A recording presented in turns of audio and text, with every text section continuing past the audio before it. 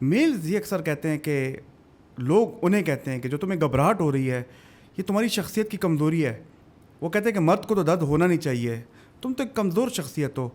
تو وہ کبھی اکیلے میں آ کے ہم سے ان سب چیزوں کی بات کرتے ہیں, کیونکہ ہم کہتے ہیں آفس میں ہمیں ہوتا ہے, میٹنگز میں ایسی ہمیں تکلیف ہوتی ہیں, تو اس لیے وہ اکیلے میں آ کے وہ اپنی باتوں کو بتا نہیں سکتے, کیونکہ سوسائٹی ان کو بہت روڈلی کہتی ہے کہ تم تو ایک مرد ہو اور تمہیں یہ مسئلے. تو آپ مجھے بتا سکتے ہیں کہ کازز کے بارے میں, وجوہات کیا ہو سکتی ہیں گھبراہٹ کی بیماری کے جو بھی؟ دیکھیے, سب سے پہلے تو یہی چیز جو آپ نے کہا نا کہ مطلب ہمارا پورا معاشرہ یہ سمجھتا ہے کہ سائیکیٹری کی جو بیماریاں ہیں وہ بیماریاں تو ہیں ہی نہیں, یا وہ شخصی کمزوری ہے, یا وہ ایمان کی کمزوری ہے, یا کوئی مسئلہ درپیش ہے جس کی وجہ سے آپ ایسے ہو گئے ہیں, مسئلے کو ایسا کر لیجئے.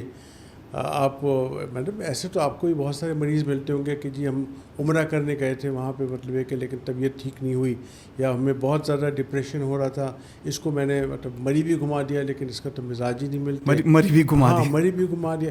تو مطلب ہماری نفسیاتی بیماریوں کے حوالے سے تو ان کی بیماری ہونے میں پورے معاشرے کو ہی شک ہے لگتا ہے, ٹھیک ہے. لیکن اب جہاں تک انگزائٹی کی بات ہے, مردوں کے رونے یا نہ رونے کی بات ہے, تو مجھے اگر مردوں کو رونا نہ ہوتا تو اللہ میاں ان کے یہاں لیکریمل گلینڈس نہ بناتے نا. اگر اللہ میاں نے آنسوؤں کا وہی تھیلی عورتوں میں جو رکھی ہے مردوں میں بھی رکھی ہے, تو اس کا مطلب ہے کہ آنسوؤں کے رولز تو کچھ اور ہیں نا. وہ آئی اسپیشلسٹ کے نزدیک کچھ اور ہیں, اور ہمارے نزدیک ایموشنز کو وینٹ آؤٹ کرنے کا ایک ذریعہ ہے. تو رونے میں آخر ایسی کیا برائی ہے؟ مجھ سے بہت سارے مریض آ کے انیشیل شکایت کرتے ہیں کہ ڈاکٹر صاحب اس کو رونا بہت آتا ہے, اس کو کہ یہ رویا نہ کرے. میں کہتا ہوں نہیں, ایسا مت کہا کریں, جب بھی یہ روئے تو اس کو ٹیشو پیپر کا ایک ڈبہ لا کے دے دیا کریں, اچھی طرح رو لے, اس کے بعد آ کے بات کریں. اور کوئی لازمی نہیں ہے کہ مطلب اس رونے کے پیچھے کوئی مسئلہ ہی ہو. اگر دل گھبرا رہا ہے, رونے کو دل چاہ رہا ہے, تو آپ اس کو کیوں بلاک کرنا چاہتے ہیں؟ تو یہ جو مت ہے نا کہ مطلب مرد روئے نہیں, مرد کوئی شکایت ڈپریشن نہیں ہو سکتا, اس متس کو تو یقیناً ختم ہو جانا چاہیے.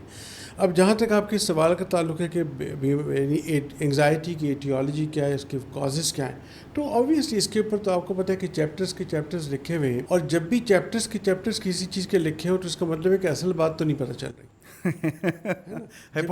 ہاں, جبھی بہت ساری باتیں ہیں.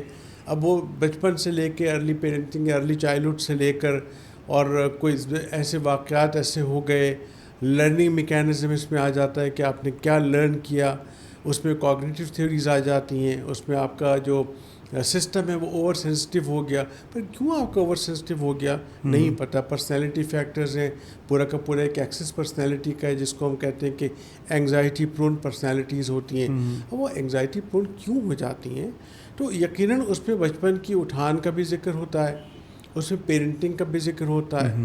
وہ جو ہماری پرانی کیا کہنا چاہیے, جو بڑی ویلڈ تھیوریز ہیں, ایرک ایرکسن کی تھیوری ہے کہ مطلب آپ نے اس بچے کو انیشیٹو کتنا لینے دیا اور گلٹ کتنا پیدا کیا اس کے اندر, شیم اینڈ ڈاؤٹ کتنا پیدا کیا. بہت آپ نے سر گہری بات کی ہے, بہت زبردست. ہاں, تو اب انگزائٹی تو مجھے لگتا ہے کہ انگزائٹی کی تو جتنے اندر اترتے چلے جائیں اتنا آپ کو انگزائٹی سمجھ میں آتی چلی جائے گی, اور جتنا سمجھ میں آئے گی اتنا ہی پتہ چلے گا کہ اس کا کریں تو کیا کریں. تو اب وہ یعنی جینس, ٹھیک ہے نا, اگر ماں باپ میں گھبراہٹ کی بیماری تھی تو وہ جینیٹک کنورژن بھی مطلب جینیٹک ٹرانسمیشن بھی آ جاتا ہے.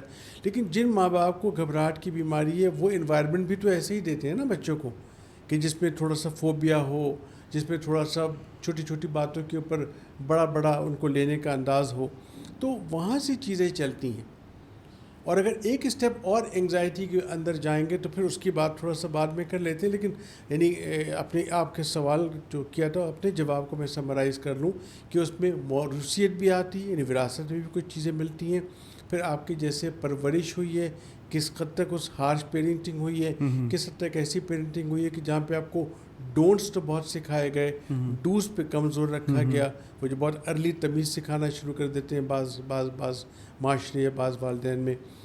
تیسری چیز کہ مطلب آپ کا جو اچانک کوئی ایسا واقعہ ہو جس سے آپ نے لرن کر لیا, لرننگ میکینزم جو فوبیاز میں آتے ہیں. اور پھر چوتھی چیز جس کو ہم کوگنیٹیو تھیوریز کہتے ہیں, یہ کئی دفعہ آپ کے تھاٹ پروسیس کے اندر ایک ایسا نقص آ جاتا ہے کہ آپ ہر چیز کو مختلف طریقے سے دیکھنے کے اور مختلف طریقے سے برتنے کے اور سوچنے کے عادی ہو جاتے ہیں. تو سمرائز کرنے میں میں سمجھتا ہوں کہ یہ ہیں براڈ کازز آف ایٹیالوجی. دوستو, اگر آپ کو یہ والی ویڈیو پسند آئی ہے تو اس ویڈیو کا مکمل پوڈ کاسٹ ہمارے یوٹیوب چینل پہ موجود ہے، اس کا لنک ہمارے ڈسکرپشن میں ضرور موجود ہوگا. چلیے وہاں پہ ملتے ہیں.